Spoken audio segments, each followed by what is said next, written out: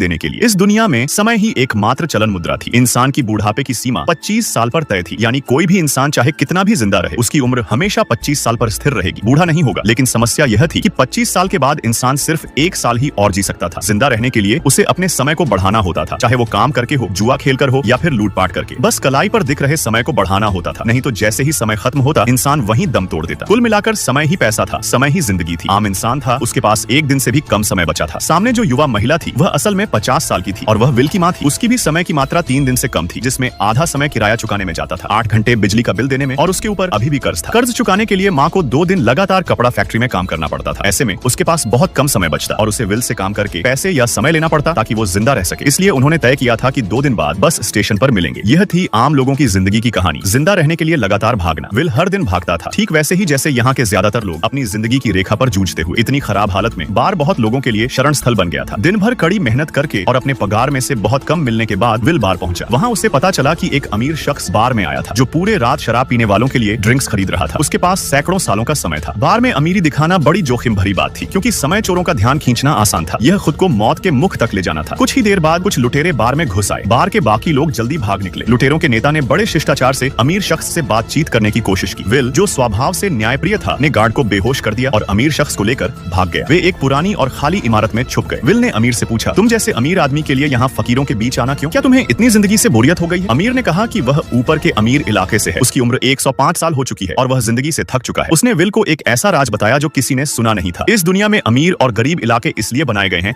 ताकि कुछ अमीर लोग अमर रह सकें। गरीब इलाकों के टैक्स और महंगाई लगातार बढ़ रही थी ताकि आबादी नियंत्रित रहे। अगर सब अमर हो जाएं तो समाज में अराजकता हो जाएगी। अमीर ने विल से पूछा कि अगर उसके पास भी सैकड़ों साल का समय हो तो वह क्या करेगा? विल ने खुद पर हंसते हुए कहा कि तब उसे बार बार घड़ी देखने की जरूरत नहीं पड़ेगी। फिर उसने सीरियस होकर कहा कि अगर उसके पास इतना समय होगा तो वह एक पल भी बर्बाद नहीं करेगा। दोनों बातें करते करते शराब पीते पीते सो गए। अगले दिन सुबह विल ने कलाई पर देखा तो पाया कि उसके पास 100 साल से भी ज्यादा का समय आ गया था और अमीर शख्स कहीं नहीं था। साफ था कि अमीर ने सारा समय विल को दे दिया था। कांच पर एक नोट लिखा था, मेरा समय बर्बाद मत करना। विल ने बाहर देखा तो अमीर शख्स पुल के किनारे बैठा था। कलाई पर जो समय था वह खत्म होते ही वह पुल से गिर पड़ा। विल दौड़ा, लेकिन तब तक अमीर की ठंडी लाश थी। विल की किस्मत चमक गई थी, लेकिन इतनी सारी समय के साथ यहाँ रहना खतरनाक था। उसने अपने दोस्त को 10 साल का समय दे दिया और खुद नए जीवन के लिए तैयार हो गया। विल की माँ फैक्ट्री से निकली, कर्ज चुका लिया और खुशी खुशी बस पकड़ी। लेकिन बस का किराया अचानक 1 घंटे से बढ़ाकर 2 घंटे हो गया था।